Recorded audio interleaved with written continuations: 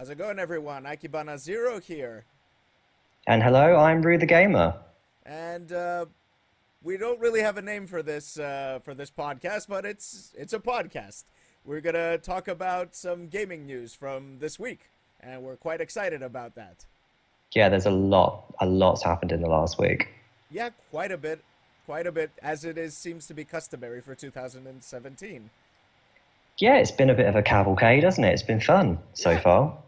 yeah, tons of things, tons of stuff, so many games, very little time for that. Yeah, especially when you've got a full-time job as well. Like, there's not enough time in the day. There's absolutely nothing, no time at all. So how has your week been going?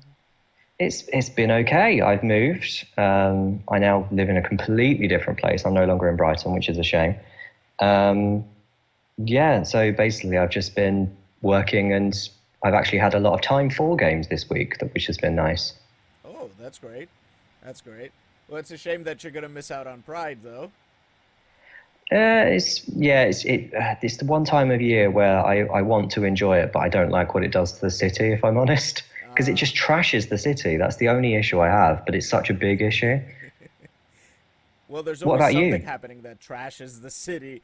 I'm doing great. I love that the that it's bright and sunny over here in Brighton. I'm really looking forward to checking out Pride because I've never ever experienced Pride in my entire life. So yeah, I'm pretty excited for that. Had a very busy week at work with an inspection and all that stuff, but yeah, don't want to really dive into that stuff. Yeah, we'll leave that bit of work. Yeah, let's leave that at work. Exactly. So what have you been playing this week? I mean, we're both gamers who play a lot of games, but so what have you added to your rotation this week? I need to do disclosure before, but it's a copy I've received for free to review. Um, but I've had Slime San added to my rotation. Mm-hmm. Um, it's interesting. Um, I'm reviewing it for Nintendo Scene, and the closest comparator. I hate comparing games like this because I think I think you should treat every single game as its own thing. But it's very close to Super Meat Boy. Mm, another game I haven't played. It's essentially a death simulator. You basically just keep going through the same level, dying continually until you figure out how to get through it, and then you go to the next level and you do the same again.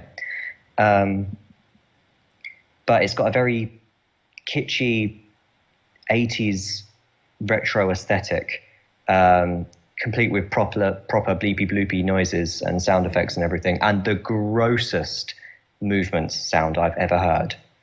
Oh God. Yeah, you're playing as a slime, so it makes this horrible sticky sound wherever it goes. Um, Hands down, like the most disgusting sound I've heard in a game, easily. Oh God. Sounds like something I would like to play, I guess. I heard about this game. I'm on our Nintendo Switch on Reddit, and there was this guy who just posted like, "Hey, my game Slime Son is now on Nintendo Switch."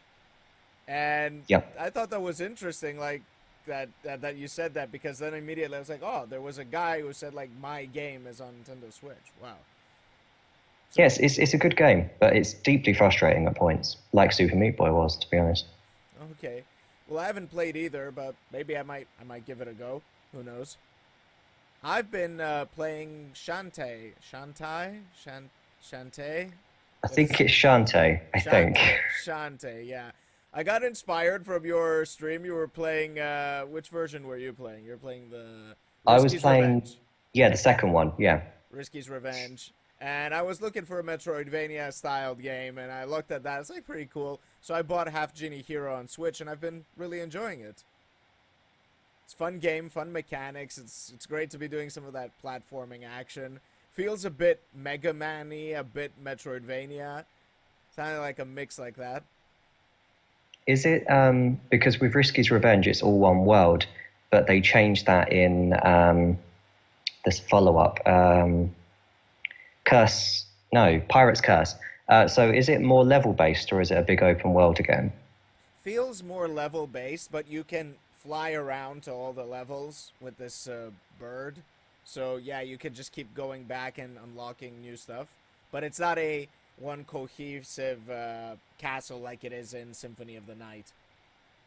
Oh, so it's kind of a mixture of the two. You've got the fast travel, but it is level based Yes, primarily. exactly, exactly. Okay, awesome. I'll give that a try. And also, as a weird tip for you, there's another quite high profile or quite popular Metroidvania coming to Switch called Axiom Verge, as well. Now I think Oh, about it, a bit that's a little bit like the one with the pixely graphics, isn't it? it is indeed. Yeah, it's closer to Metroid than it is to Vania. Okay, okay. I'll dig some of that. I'm really excited for the new Metroid to come out, so I might check that out. All Oh yeah, right. Metroid's out next month. Yeah, next month. That's Mm, for 3DS, right? it is indeed. Yeah. Yeah. I don't really have a 3D. Well, I have a 3DS, but I've kind of formatted it, so I don't know if I'm going to be picking that one up. But I'll definitely be playing the one that's coming out on Switch Ooh. whenever it comes out. Yeah, when we finally see what it actually is. Indeed. Right. So, pretty big week. A few releases, a few pieces of news that were not really things that we really wanted to hear, and some pretty good impressions that we've had overall. So, first order of business, Splatoon 2. Yes, the return of the Zeitgeist. So, you've been playing that, yeah? I have indeed. I've been playing it quite extensively. It's it's Splatoon. That's the long and short of it is Splatoon. Um, Barely anything has changed between the first game and the second game, which is both good and bad, because it means that all of the excellent stuff has carried over to the new game, but all of the bad stuff hasn't been resolved either. Um, Like, what would you call bad about the first Splatoon? um, I don't really like this is a common complaint as well. The fact you can't switch weapon loadouts between matches. Oh, Once you're in the online lobby, you're in the online lobby. So that also means if you're in the online lobby, you can't quit out. You have to do the next match, or risk being penalised for disconnecting. Um, yeah, so that's frustrating. And it's almost as if they've taken. And also, I don't like the time thing that they've got going on. So stages are on rotation that changes every 2 hours, which is still a thing in this one. Which they had plenty of stages they could have just brought over, which they didn't, and made it a lot wider choice and selection. Um, the the single player is still quite reductive, although there is more to it this time round. It's still quite reductive, but it's just little things. It's not enough to damage the game overall, but it's just little things, little niggles that, if they were a problem first time, they shouldn't be an issue now. But they've just let them continue. yeah, I see what you mean. I think one of the biggest complaints about the game so far has been the whole voice chat debacle. Oh my word, yes. Have you given that a go? No, I won't. You won't, Um, okay. um, if I wanted to voice chat on Splatoon, which I don't want to, but if I did want to, I'd just use Discord Okay. or Skype or something. I'm not going through the 3 million hoops that Nintendo wants me to jump through before I can chat with friends online. That was just, I don't know. When they announced it at first, I was like, yeah, that I can see why you're doing that since the controllers don't really have their own headphone jack. But it doesn't even like I imagine that the reason for that was that you're sitting far away from your TV and you can't really connect your headset to your controller, so it's like you have your phone. That's fine.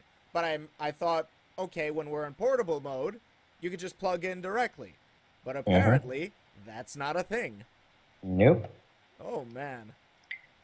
It's a, and this is quite bad me saying this, since I write for a Nintendo site, but it's kind of a typical thing of Nintendo to take one step forwards and then fall backwards down a hill. Um, so step forwards, adding voice chat to Splatoon, which it needed. It needed it in the first game, but it didn't have it. But then the falling down the hill aspect is just how they've gone about it. I don't want to have to use an app on my phone, which if I do anything else on my phone will disconnect a call. It's short-sighted at best. That's the And most that's, egregious thing about it, is that you do something else, like somebody calls you or something, the call drops, like it's gone, yes, which is yes. like, really, you couldn't hire a proper mobile coder to just put it all together to make it work, just like any other app out there. Yeah, every other app on the iPhone has that. Even other apps Nintendo have put out. Because Fire Emblem Heroes allows you to go into the notification settings whilst in the app. So they put out an app before that has it, but the Splatoon 1 doesn't. It was just a hack job, basically. It just chopped it up together. I mean, I don't mean to be going into full bashy mode, but to me that is just, it shouldn't be accepted by No. any quality control department ever to release products like that. And the fact it's come from Nintendo is just makes it all the worse. Or, I mean, it could be also one of those, it's Nintendo. It's true. It is. It is, as a popular YouTuber has coined, it is a Nintendo move. It's Yeah. them doing Nintendo things because they're Nintendo. Well, good old Ninty. Anyway, Yes. but you think the game overall is great? Yes. Yes. I will obviously go into it more at the in the end portion of the podcast, but I am posting a review on my site for that, so that should be up today. So Great. Awesome. Can't wait to check it out. Right, a little bit of bad news in the industry. A lead designer, the lead designer for BioWare's Anthem, which was shown off during E3, has passed away. His name yeah, was Gasper, and he was also a designer on Mass Effect 2, Mass Effect 3, Dragon Age Origins, and other games. He was with BioWare for like since 2007. mm, Very very sad news indeed. He's worked on some really great titles over there. He's leaving behind a really really great legacy, and yeah, I always feel really really sad when I hear about people in the industry passing away. yeah, agreed. And especially seen as Anthem was actually one of my standout moments of E3. Um, even that first kind of quite insulting teaser trailer. That was when was that shown off? Was that EA? That was during, I want to say, Xbox. I think it was during the Xbox conference. Yeah, I think that's when we had the full one, but there was a kind of teaser one that happened, I think, during EA. Oh yeah, you're right. It was during EA. Yeah. Even that insulting trailer, I was like, okay, that's the only thing during EA's broadcast I liked. Exactly. And then when I saw it during Xboxes, I was like, actually, this looks fantastic. I mean, scripted dialogue aside, it looked fantastic. And I'm all for cooperative gameplay experiences online. With a few exceptions that you obviously know of, including fighting games. I'm not a very competitive person. So to play an online cooperative game that looks that amazing and has such a beautiful aesthetic, I really hope the game itself isn't negatively affected by his passing. Yeah, me too. Me too. I'm really also looking forward to the game. I thought that was one of the things that stood out for me during E3. I'm a Destiny player. There's a lot of Destiny-like things happening in that game, and it looks absolutely gorgeous. I'm really excited. I'd like to extend my condolences out to Corey Gasper's family. I hope they can push through this tragic turn of events. Yes, I second that, and also to I extend that as well to his colleagues as well, because it must have been a very, I mean, especially with his legacy, and he's worked on some fantastic games with some equally fantastic and talented people. His loss will have affected quite a few people. I'm pretty sure it will have. Right, moving on. there was a big update that is being pushed, has been pushed. I'm not quite clear on that quite yet because I don't play this game. For Dota 2. Now, the reason I brought up Dota 2 into this into our news today is that Dota has been notorious for being a difficult MOBA to get into. Yeah, have you ever played it? No, I must admit I'm not a fan of MOBAs. You're not a fan, but you have some experience with them, right? Limited, but yeah, I know a little bit about them at the very least. Yeah. Well, Dota 2, like I said, is considered a difficult game to get into. Now, the reason this update is significant is because they've pushed a lot of changes that enable better accessibility for newer players. So basically, the gist of it is that when you're a new player, you've got a brand new account, and you get into the game, and you click that you're a beginner, the game will basically limit the pool of heroes that are available to you to those that are considered newbie friendly. Okay. And on top of that, when you start playing, you're going to be matched with experienced players that have recorded history of good behavior.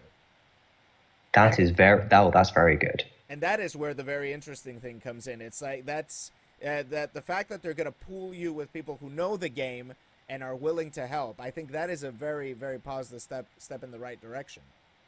Yeah, I'd agree. I mean, I'm all for accessibility in all games, if I'm honest.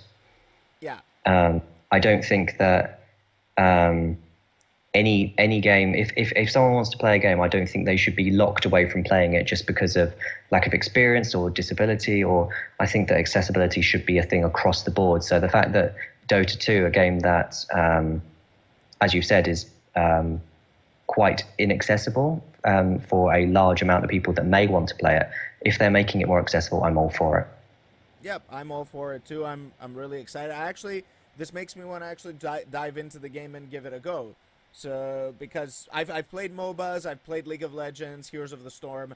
I did try to dabble a little bit into Dota, but the tutorial felt very overwhelming.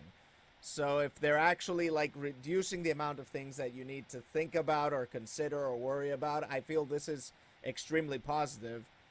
And I think that this is something that a lot of multiplayer games, a lot of competitive games should take notes from, because now that a lot of games are out and have been out for several years, people are just like, okay, who do I pick? And I'm brand new, I don't know the game very well. They just get overwhelmed by all this choice of so many characters, mechanics, strategies. So this enables for a much better starting point for these players. Yes, and also because Dota 2 has in its advantage that there is a large player base, a large active player base. Because sometimes with games, no matter how accessible they are, if they don't have the player base, that's not going to help by making it more accessible, the key example which comes to mind is Guilty Gear. It's a fantastic game. It has brilliant accessibility tools, but hardly anyone plays it in Europe, at least. Yeah, and I'm glad that you brought up fighting games, because another game that comes to mind about this is Street Fighter. Street Fighter V is a game that, for a lot of people, and generally fighting games are notorious to people who are new to them for being too difficult or, very, very quite hard to get into. And the main problem I've always felt is that, you looked at that character select screen, and as it gets bigger and bigger and bigger, you start to feel like, as a new player, like, what am I supposed to play? And everybody in the community will say, just pick Ryu, pick Sol in Guilty Gear, but that's not enough. I mean, Ryu and Sol are one type of playstyle. There are multitudes of other playstyles. Yes, that's true. So maybe by highlighting a few characters as this is newbie friendly, this is newer friendly, and is rush down, zoning here and there, I think that just makes for a much better new player experience. I think that explanation would be useful, actually, for new players. Yeah. Just the explanation of rushdown, neutral, and things like, and footsies, and an explanation like that. I'm pretty sure Guilty Gear has a glossary that explains all of the terms, but Street Fighter has nothing like that.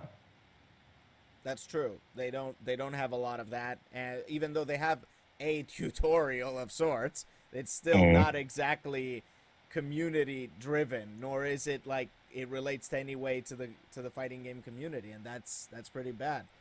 And yeah, some other mentoring system like the one that Dota is implementing could go a long way. Generally, games should just take notes from this because yeah, there's a lot of positive things that can come out of this kind of update. Yes, very true. And speaking of Street Fighter, Capcom seems to be totally in love with the Nintendo Switch. Yes, of sorts. Yep. Yeah, it seems like we're right on the right off the heels of Capcom announcing what is it, Monster Hunter Double Cross being ported to the Nintendo Switch, Yes. followed Yep. by the Yep. release of Ultra Street Fighter 2.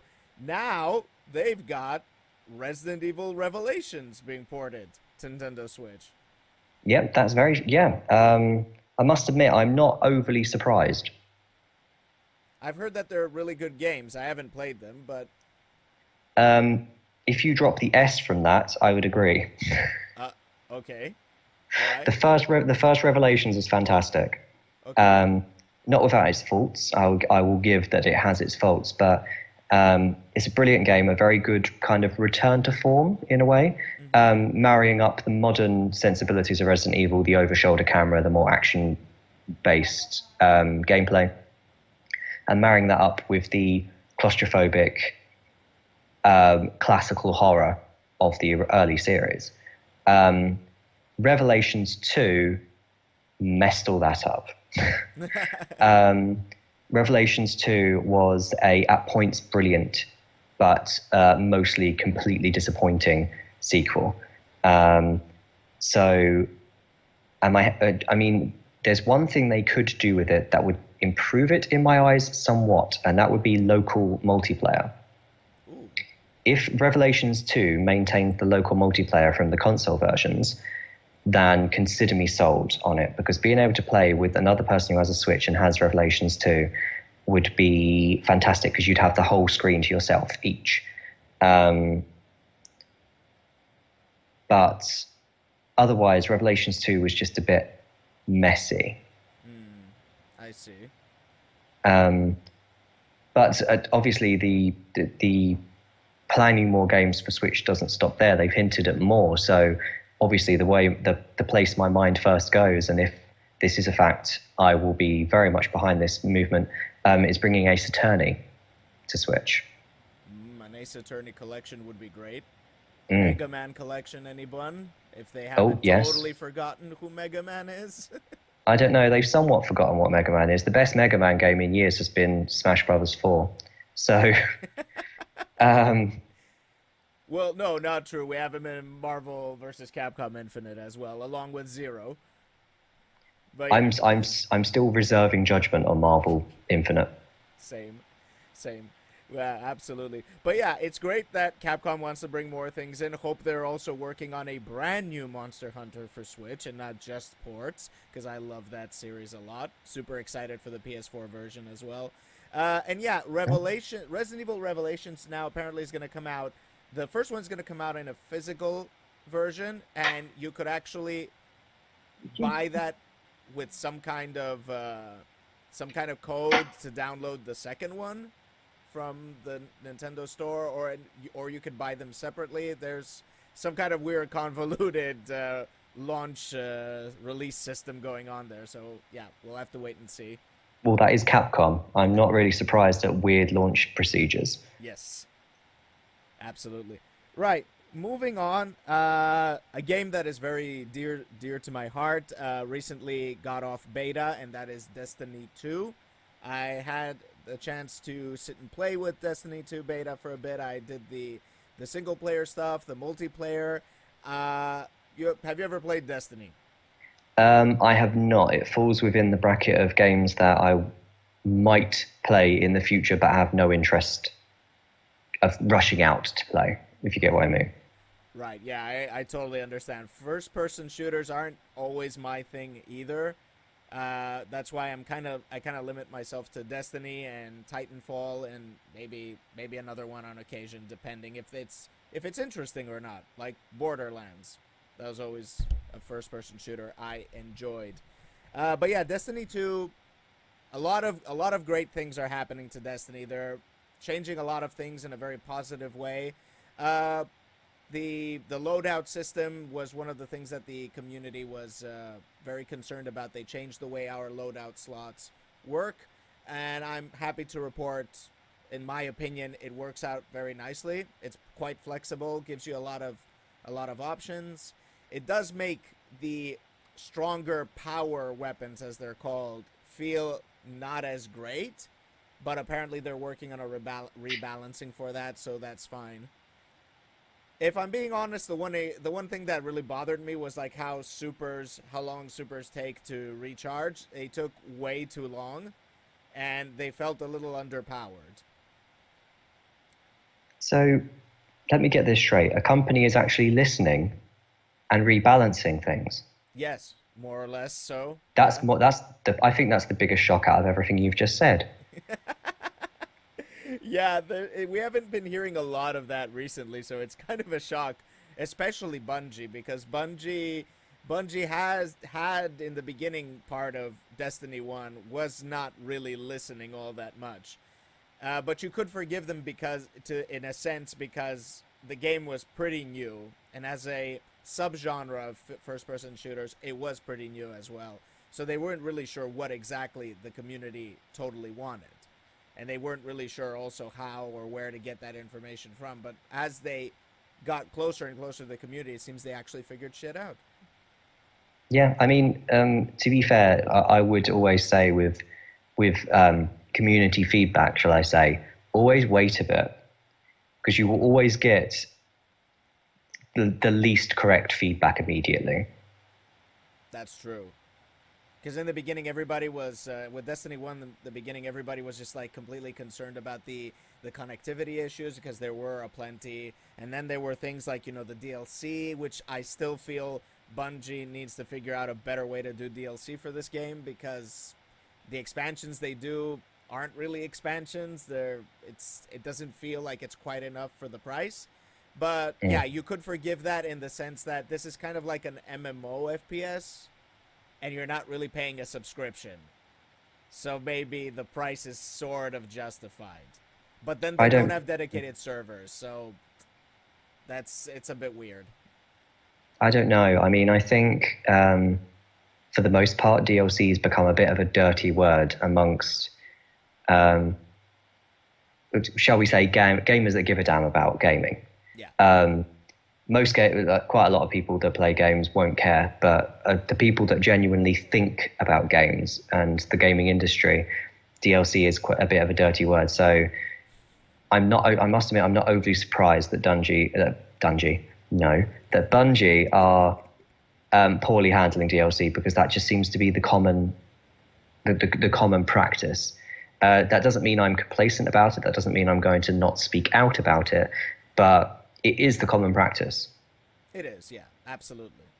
And that's not really a big deal, but it needs to be priced right, or needs to have the right amount of content. But I Yeah. don't know. We don't know what is coming out for DLC for Destiny 2, but I'm still quite excited. I got thousands of hours of thousands. I got 1,000 something hours worth of entertainment out of Destiny 1, and I'm really excited for what I'm seeing in Destiny 2. So yeah, we'll have to wait and see. I'm definitely going to be making a lot of content for that on my channel. I look forward to actually seeing that, because if there's one thing about the games that I've got a kind of passing interest but not a solid interest in, I like watching them be played. Hmm. All right. So like I'm not a big fan. In fact, I'm really not a fan of team-based shooters, with the exception of Splatoon, because Splatoon's a little bit more accessible, going back to earlier. But I don't like Overwatch, but I do like watching people play Overwatch.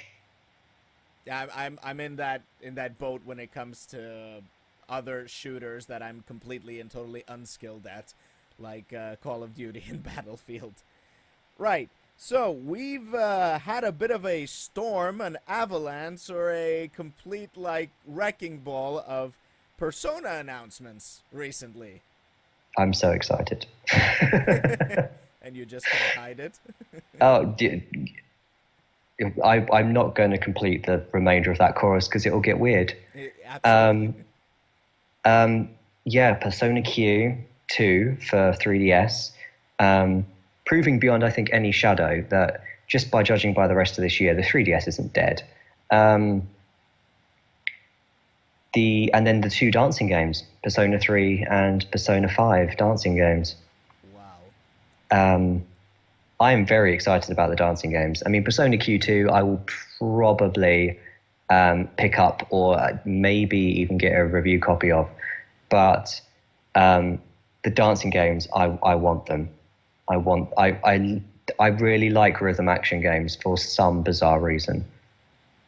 I'd love to check them out. I didn't have the what was the Persona 4 dancing game, Dancing All Night, right?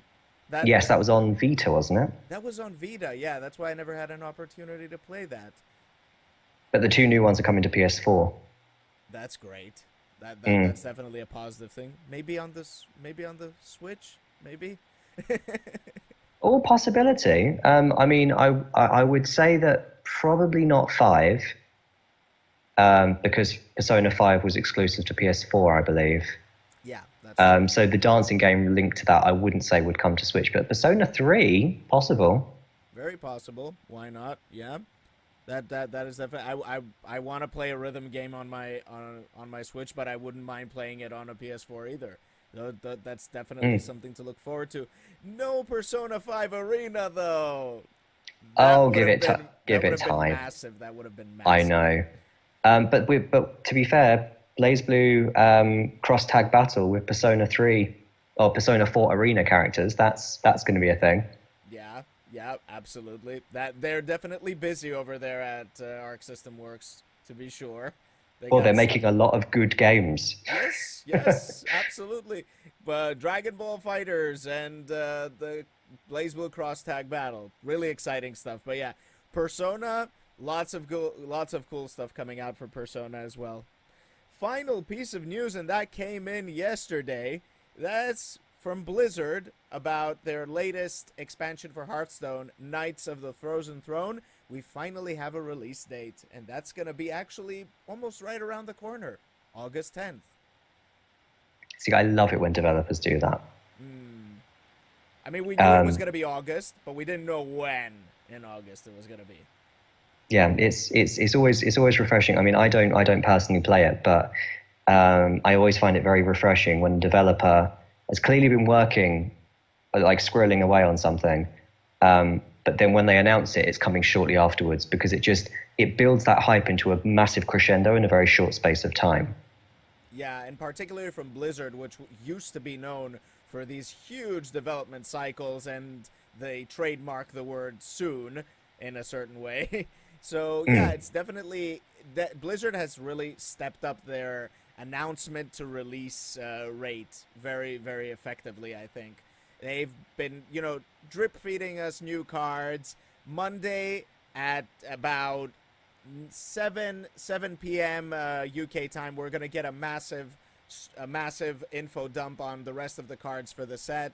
It's gonna happen on a live stream. So yeah, they've been very effective at getting getting their releases out fast, and announce in between announcements, when they release the release dates and all that.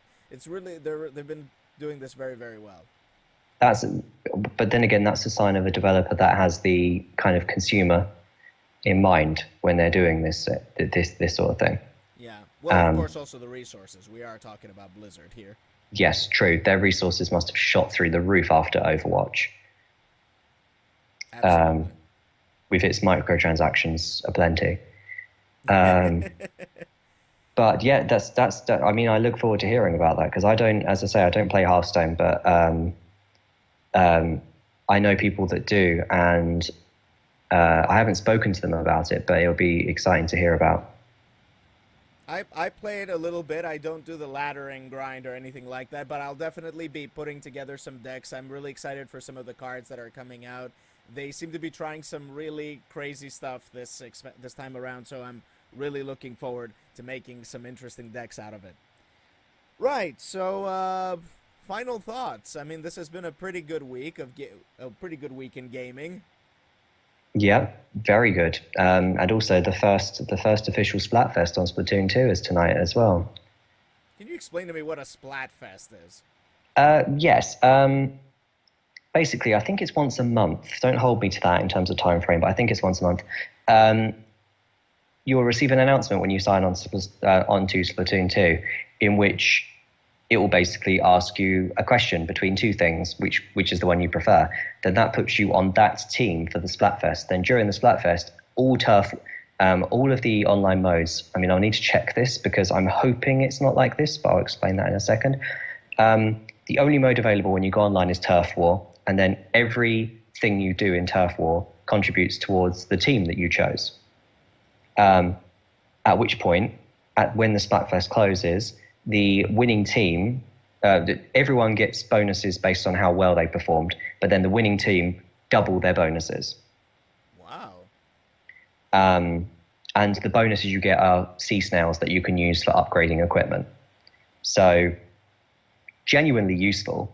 But my issue was with it, and I really hope this isn't the case this time, is during Splatfest, all other online modes were unavailable. Which annoyed me because if I just wanted to play non-Splatfest Turf War, that's not a thing. You can't do that. Because, as I said, I'm not a competitive person. I don't like how hyper-competitive Splatfests become. I have fun for a little bit, and then I just get annoyed with how over-competitive everyone is. But I'm really looking forward to it. And also, they've done something very unusual with this Splatfest as well. Because the choice was between mayo and ketchup. That's the choice this time. Of which point, yeah, hashtag Team Ketchup easily. But during Splatfest, they're making the ink red for ketchup and white for mayo. They've never changed the ink colors specifically for a Splatfest before. And I like that. And also there's a brand new stage that's premiering for the Splatfest, so that'll be interesting too.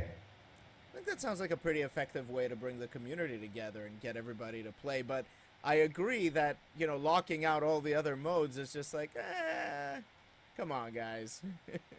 I hope the salmon run's available, because otherwise I'm going to riot. Okay. Absolutely. Yeah. So yeah.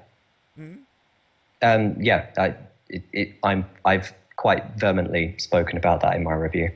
All right. Awesome. So yeah, anything that you would like to share with the audience? Yes, yeah, I might as well. I stream every Tuesday and Saturday, so I'll be streaming actually tonight from 6 o'clock on Twitch TV /ReTheGamer. And I've got another YouTube video going up tomorrow, which is Shantae episode 3. But the easiest way to keep in the loop of everything I do is ReTheGamer on Twitter. All right, awesome. As for me, I'm going to be working on my Dark Souls video and hopefully get one out tomorrow. You seem excited for that. I love your Dark Souls videos. Thank you. Yeah, gonna get a few things out there as well. You can follow me on Twitter at AkibanaZero. Also look me up on YouTube at AkibanaZero as well. And yeah, that's gonna be it for this edition of whatever it is called down the line. Miscellaneous podcast number 1.